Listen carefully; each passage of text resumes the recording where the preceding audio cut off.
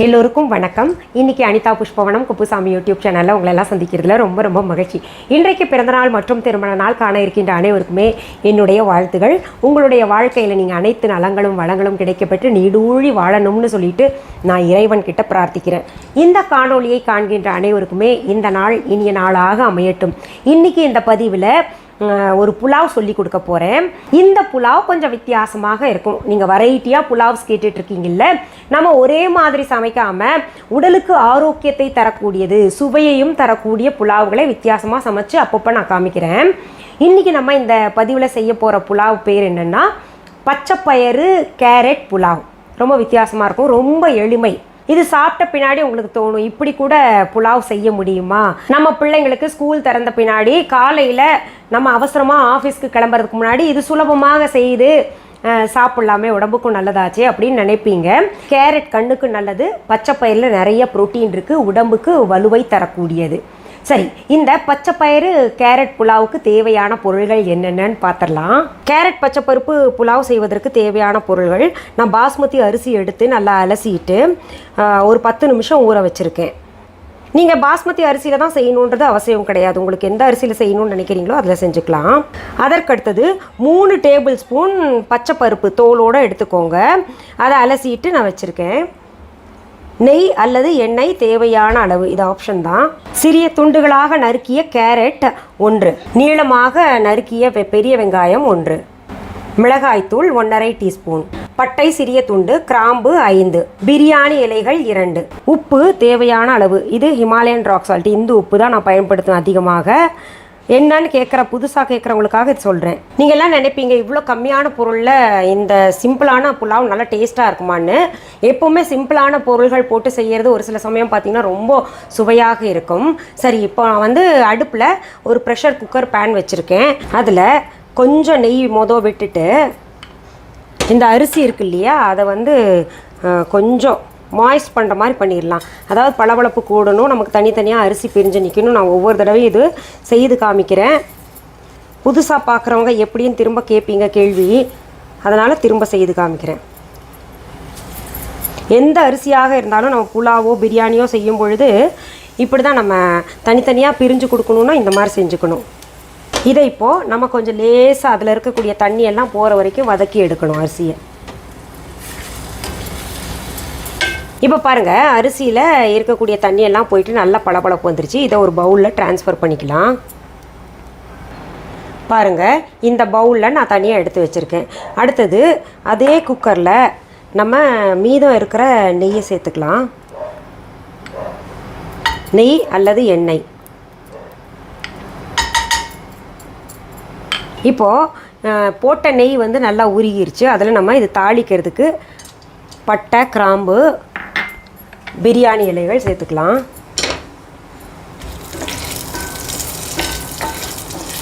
இப்போ இதில் ஒரு பிரியாணி இலை நம்ம டெக்கரேட் பண்ணுறதுக்கு மேலே கார்னிஷிங்க்கு நான் எடுத்து வச்சுக்கிறேன். அடுத்தது நம்ம பெரிய வெங்காயம் சேர்க்கணும். இது நல்லா பச்சை வாசனை போகிற வரைக்கும் ஃப்ரை பண்ணிடுங்க. இப்போ பாருங்கள், நம்ம போட்ட வெங்காயம் லேசாக நிறம் மாறி இருக்குல்ல, அப்போ நம்ம இந்த கேரட்டை சேர்த்துக்கலாம். அதையும் சேர்த்து கொஞ்சம் வதக்கிக்கலாம். இப்போது நம்ம அதில் அரிசியை சேர்த்துக்கணும். பச்சை பயிரை சேர்த்துக்கணும்.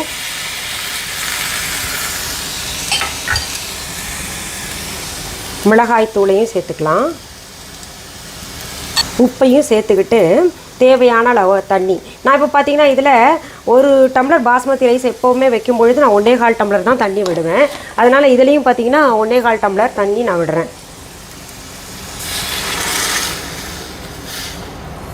இது எல்லாத்தையும் நல்லா கலந்து உப்பு பார்த்துட்டு அப்புறம் நீங்கள் ஒரு 2 விசில் வர்ற வரைக்கும் வேக வச்சுக்கோங்க.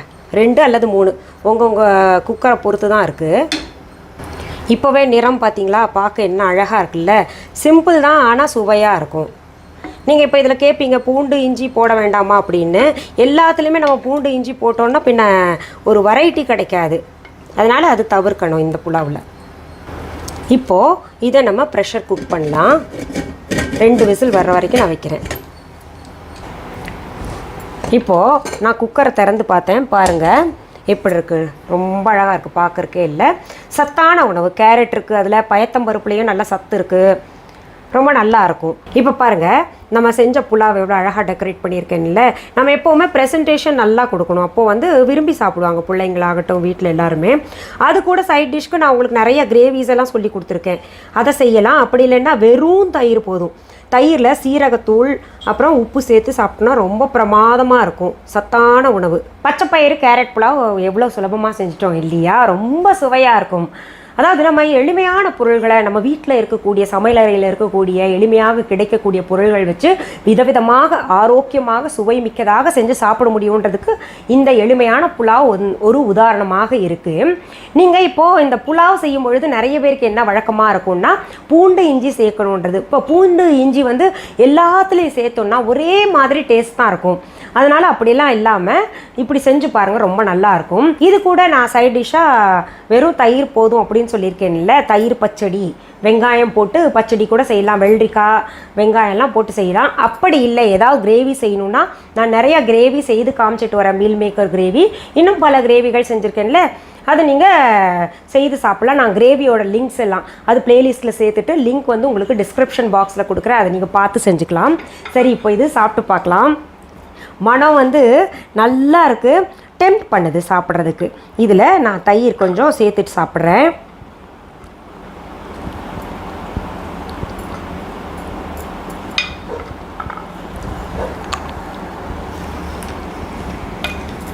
அருமை, பிரமாதமாக இருக்குது.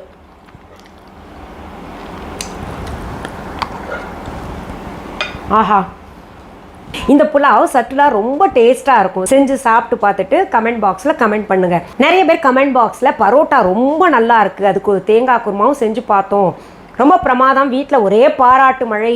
இதில் வந்து எனக்கும் பாராட்டு தெரிவிக்கணும் நிறைய பேர் அதில் கமெண்ட்டில் போட்டிருந்தீங்க. இந்த பரோட்டா செய்கிறது இவ்வளவு எளிமையா அப்படின்னு ரொம்ப பேர் சொல்லியிருந்தீங்க. ரொம்ப எளிமைங்க, நம்ம புத்தி கொண்டு எது எப்படி எப்படி சுலபமாக பண்ணிக்க முடியுமோ அதெல்லாம் பண்ணிக்கிட்டோன்னு வைங்களேன், சுலபமாக எதையும் முடிக்கலாம்.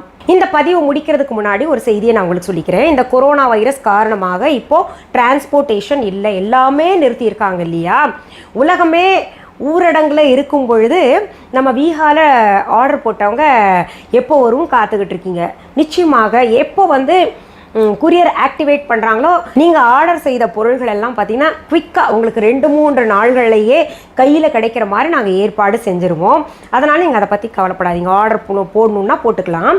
இதில் சிலர் வந்து ஆஃபர் கேட்டுக்கிட்டு இருக்கீங்க. இப்போ இருக்கக்கூடிய நிலமையில் புது வருடத்திற்காக ஆஃபர் கொடுக்க முடியாது, ஏன்னா ஆஃபர் கொடுத்தோன்னா ஆர்டர்ஸ் வரும் இல்லையா? அதை நாங்கள் வந்து உடனே அனுப்ப முடியலன்னா உங்களுக்கு ஒரு மன சங்கடம் ஏற்படும், இன்னும் வரலையே அப்படின்னு.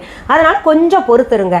இந்த புத்தாண்டை வந்து நம்ம எப்போ வேணால் எல்லாமே சரியாயிடுச்சுன்னு வைங்களேன், நமக்கு வருடம் முழுக்கவே வந்து புத்தாண்டு போல கொண்டாடலாம். அதனால எப்போ வேணா நம்ம ஆஃபர் கொடுத்துக்கலாம் இல்லையா?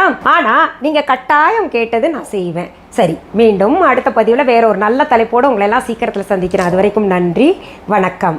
அன்பான வாடிக்கையாளர்களே, உங்கள் விஹா ஸ்டோரில் பூஜை பொருட்கள், சிலைகள், ராசிக்கற்கள், வாஸ்து பொருட்கள், விதைகள், பாரம்பரிய அரிசி வகைகள், சிறுதானியங்கள், ஆர்கானிக் பொருட்கள், மூலிகை எண்ணெய், மளிகை பொருட்கள், மரச்செக்கு எண்ணெய், மரப்பொருட்கள், வெள்ளி ஆபரணங்கள், கிஃப்ட் ஆர்டிகல்ஸ், காட்டன் மற்றும் பட்டு புடவைகள், காட்டன் சுடிதார்கள், பட்டு பாவாடை, குழந்தைகளுக்கான விளையாட்டு பொருட்கள், ஹை குவாலிட்டி இமிடேஷன் நகைகள், வீட்டு உபயோக பொருட்கள், ஜூட் பேக்ஸ், ஹேண்ட்மேட் சோப்ஸ், அழகு சாதன பொருட்கள், சிறுதானிய பிஸ்கெட்டுகள், ஹோம் அப்ளையன்சஸ், இன்னும் பற்பல பொருட்கள் விற்பனைக்குள்ளது. விஹா ப்ராடக்ட்களை நீங்கள் வாங்க விரும்பினால் அது எங்களுடைய viha.online வெப்சைட் மற்றும் சென்னை ராஜா அண்ணாமலைபுரத்தில் உள்ள எங்கள் விஹா ஸ்டோரில் மட்டுமே கிடைக்கும் என்பதை தெரிவித்துக் கொள்கிறோம்.